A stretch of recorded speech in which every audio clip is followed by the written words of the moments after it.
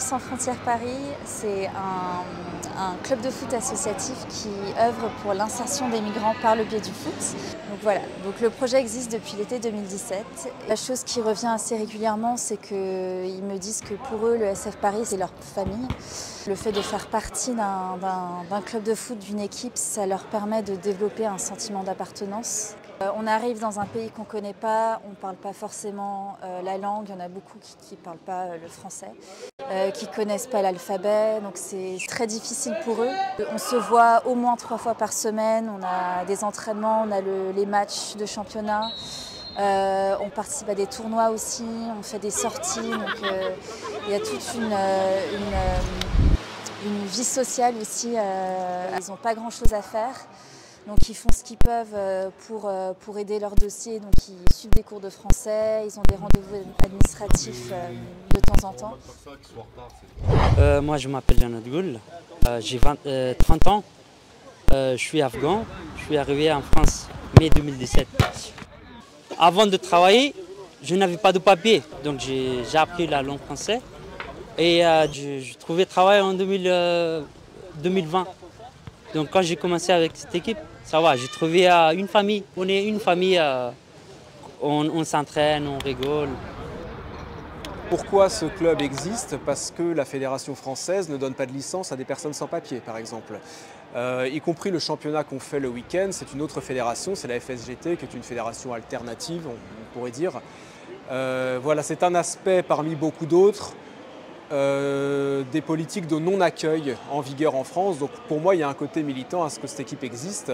C'est de permettre à des gens qui, la plupart du temps, sont baladés entre la préfecture, le centre d'hébergement, telle institution, et le foot. J'ai espoir que ça leur donne une petite bouffée d'oxygène, même si ça ne remplace pas tout.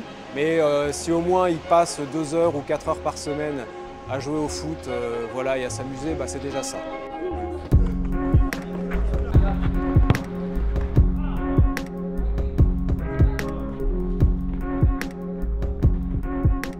On travaille de manière très étroite avec les autres associations qui sont implantées à Paris, notamment le BAM, parce qu'on vient tous du BAM. Nous, on est juste là pour l'accompagnement sportif, et donc s'il y a des problèmes d'ordre administratif, dans ce cas-là, on va les rediriger vers les personnes concernées. Bah, je suis venu par exemple, moi je suis venu par la mer Méditerranée.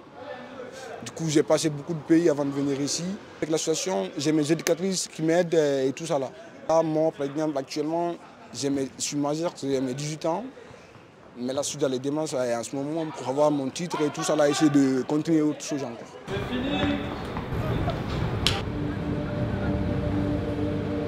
C'est comme les associations qui donnent des cours de français aux demandeurs d'asile, c'est parce que l'État français ne fournit pas de cours de français aux demandeurs d'asile. C'est pour ça qu'il y a des associations comme la nôtre qui existent, c'est parce que la France est très en retard, je pense, sur ce sujet-là. Ça veut dire qu'ils n'ont pas forcément, ils n'ont pas de carte vitale, ils ont la carte AME, mais c'est pas si facile d'aller chez le médecin, la barrière de la langue. L'accès à l'AME voudrait même la supprimer. Qu'est-ce que ça veut dire supprimer l'AME? Ça veut dire que les gens qui seront malades ne pourront pas les soigner. Quand ils iront se soigner, ce seront des pathologies plus graves, donc ça coûtera plus cher. Donc même en ayant une vision purement économique de la chose, c'est une mauvaise idée. Et par ailleurs, des gens qu'on ne soigne pas, c'est des gens qui contaminent d'autres gens. Donc il n'y a vraiment aucun argument en faveur de la suppression de l'AME, à part le racisme.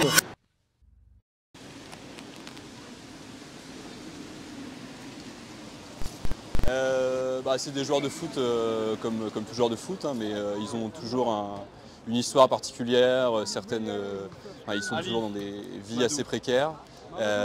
Donc on leur offre un cadre adapté pour pouvoir jouer au foot, les conditions de pratiquer le matériel, les terrains, etc. En fait, il y a des joueurs qui sont là depuis le début, depuis 7 ans, mais on a toujours des joueurs qui arrivent, des nouveaux qui s'inscrivent.